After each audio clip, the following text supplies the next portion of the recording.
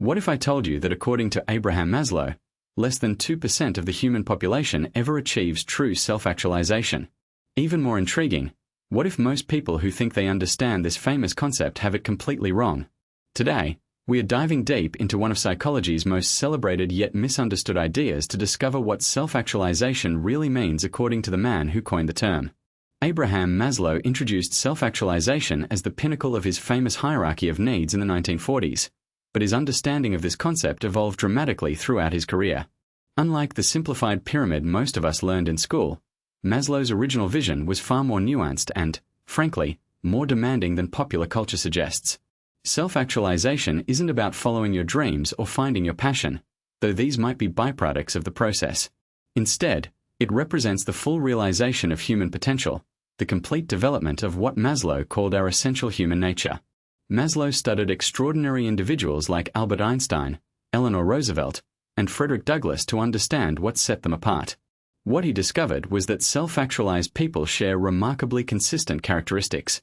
They possess an unusually accurate perception of reality, seeing situations and people clearly without the distortions of wishful thinking or defensive projection. They demonstrate a profound acceptance of themselves, others, and nature, not in a passive way, but with a deep understanding that leads to authentic action. Perhaps most importantly, self-actualized individuals are driven by what Maslow called being values, or be values. These aren't the typical motivations that drive most human behavior, like status, security, or even love from others. Instead, self-actualized people are motivated by truth, beauty, justice, meaningfulness, and wholeness. They're not trying to fill a deficiency or solve a problem within themselves. They're expressing their fullest potential because that expression has become as natural as breathing. This distinction is crucial because it separates self-actualization from mere self-improvement or personal success. A self-actualized person isn't necessarily wealthy, famous, or even conventionally successful. They might be a teacher who transforms students' lives, an artist who creates meaningful work regardless of recognition, or a parent who raises children with wisdom and authenticity. What matters isn't external achievement but internal integration and the spontaneous expression of one's deepest capabilities. Maslow also emphasized that self-actualization involves what he termed peak experiences, moments of transcendence where individuals feel connected to something larger than themselves. These aren't necessarily mystical or religious experiences, though they can be. They might occur while solving a complex problem, creating art, helping others, or even during intimate moments of understanding with another person. These experiences provide glimpses of human potential and often serve as catalysts for further growth. One of the most challenging aspects of Maslow's theory is his assertion that self-actualization requires the prior satisfaction of more basic needs. You cannot skip steps in human development. Physiological needs, safety, belonging, and esteem must be reasonably well met before true self-actualization becomes possible. This doesn't mean perfection in these areas, but it does mean a stable foundation that allows for growth beyond deficiency motivation.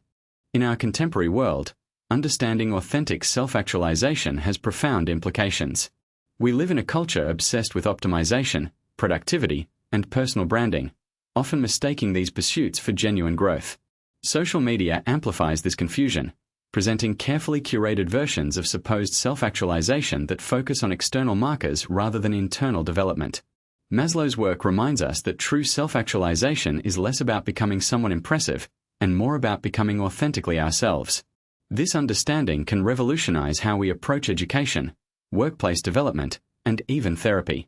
Instead of focusing primarily on fixing problems or achieving external goals, we might ask different questions. How can we help individuals recognize and express their authentic nature?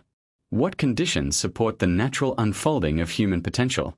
How do we distinguish between genuine growth and sophisticated forms of self-deception? For individuals on their own journey, Maslow's insights suggest that self-actualization isn't a destination but an ongoing process of becoming.